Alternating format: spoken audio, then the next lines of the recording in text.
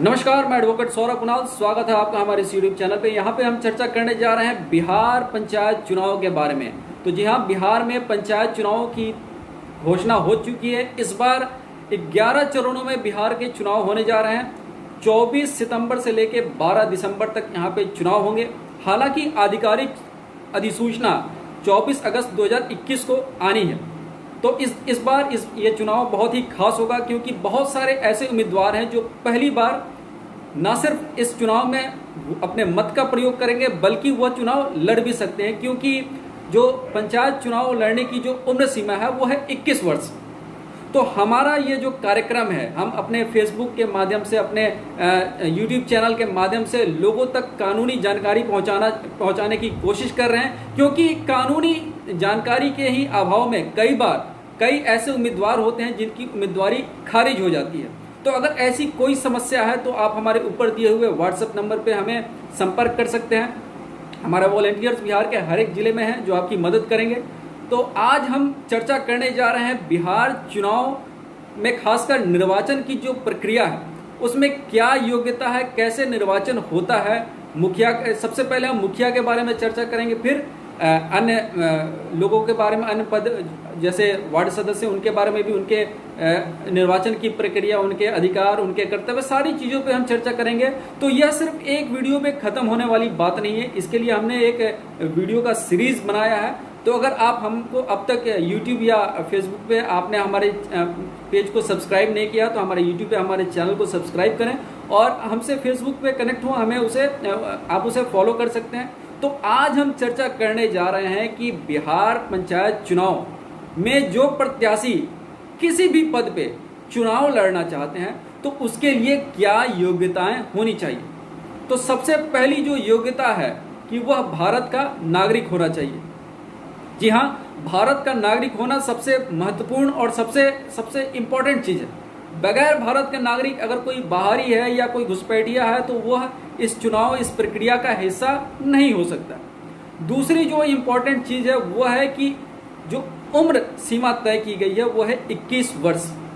तो 21 वर्ष या 21 वर्ष से ज़्यादा आयु के जो लोग हैं वही इस चुनाव में चुनाव लड़ सकते हैं, इसमें भागीदारी कर सकते हैं। हालांकि जो मत देने का अधिकार है वो 18 वर्ष से अधिक उम्र के हर किसी व्यक्ति के पास है, लेकिन चुनाव वही लड़ सकते हैं जो 21 वर्ष के हो चुके हैं या उससे अधिक के हैं।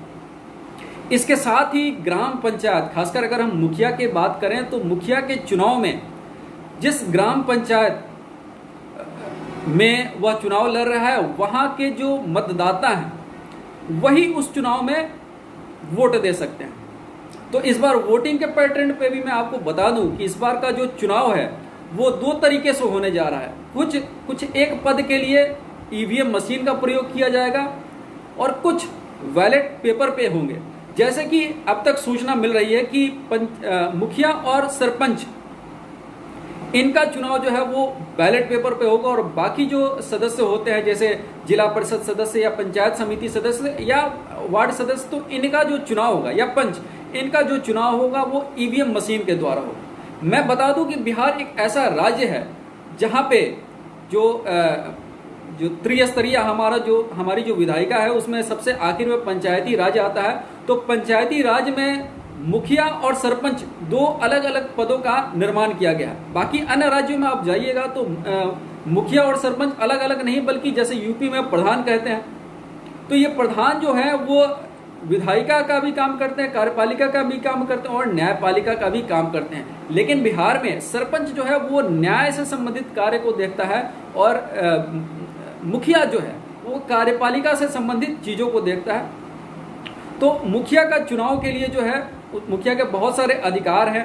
तो मुखिया के चुनाव में वो जो ग्राम पंचायत को जिसका वो प्रतिनिधित्व करने जा रहे हैं, उस ग्राम पंचायत, उस ग्राम सभा के सारे लोग उसमें अपना मत का प्रयोग करेंगे और बहुमत से किसी एक को चुनेंगे।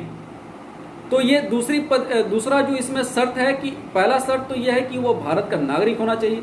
दूसरा शर्त यह है कि वह 21 वर्ष से अधिक उम्र का होना चाहिए। तो ये 2 शर्त बहुत जरूरी है। इसके साथ ही अगर कोई आपराधिक मामला है तो उसके ऊपर भी अगर कोई आपराधिक केस चल रहा है तो उसे और उसमें वो दोषी करार दिया जा चुका है, तो ऐसी स्थिति में वो चुनाव नहीं लड़ सकता। तो ये सारी जो 3 चीज़ें हैं वो बहुत ही जो बेसिक चीज़ें हैं। इसके अलावा और भी बहुत सारी चीज़ें हैं। तो जैसे हम आगे की वीडियो में हम बात करेंगे कि मुखिया के अधिकार क्या होते हैं, वार्ड सदस्य के अधिकार क्या होते हैं, क्योंकि कई बार यह होता है कि लोगों के बीच में यह कन्फ्यूजन होता है कि एक क्षेत्र में जितनी भी समस्याएं होती हैं उस सारे समस्याओं का आरोप मुखिया के ऊपर लगता है, जबकि वस्तुतः जो स्थिति है वो कुछ अलग है। मुखिया का कार्य सिर्फ निर्देशन करना है, जो एग्जीक्यूशन का काम है, जो क्रियान्वयन का काम है वो वार्ड सदस्यों का काम होता है। लेकिन कई दफ़ा जानकारी के अभाव में वार्ड सदस्य वो अपने जिम्मेदारियों का पूरा परिवहन नहीं कर पाते हैं, और ऐसी स्थिति में मुखिया जो है वो फ्रंट में आ जाता है, वो उनकी जिम्मेदारियों का निर्वहन करने लगता है, और इस तरह एक कन्फ्यूजन की स्थिति हो जाती है कि ये जो जैसे सड़क का निर्माण हो गया, नाले का निर्माण हो गया, ये सारे कार्य का जो है जिम्मेदारी ये वार्ड सदस्य के ऊपर है। लेकिन वार्ड सदस्य के पास जानकारी का अभाव होता है, तो ऐसी स्थिति में मुखिया का जो का रोल है वो बड़ा हो जाता है, क्योंकि वो ही सारे कार्य को करने लगता है और बाकी लोग गौण रूप से उसके सदस्य रह जाते हैं। तो मुखिया के अधिकार क्या है, मुखिया के कर्तव्य क्या है, इस पर मैं एक अलग से वीडियो बनाऊंगा।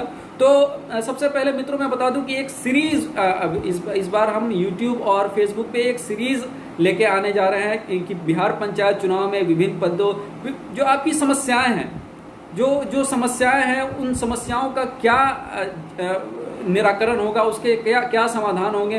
तो इस विषय में आपसे कहना कि अगर आपके पास कोई ऐसी समस्या है जिस पे आप प्रकाश जानना चाहते हैं कि उस पर क्या इसका समाधान होता है, तो उसके लिए आप कमेंट बॉक्स में पूछ सकते हैं, या हमारे नंबर पे हमें व्हाट्सअप कर सकते हैं, फ़ोन भी कर सकते हैं, और समय मिलने पे मैं उसका जवाब वीडियो बना के भी दे सकता हूँ, या अगर आप फ़ोन करते हैं तो जब भी मुझे समय मिलेगा आपको मैं उस अपने समय के हिसाब से जो है आपको मैं बता दूंगा।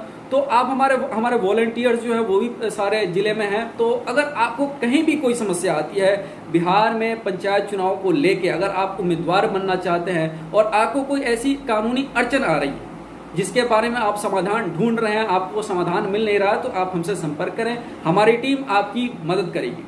तो अगले वीडियो में हम जानेंगे बिहार में जो मुखिया है उनके क्या अधिकार और क्या कर्तव्य हैं।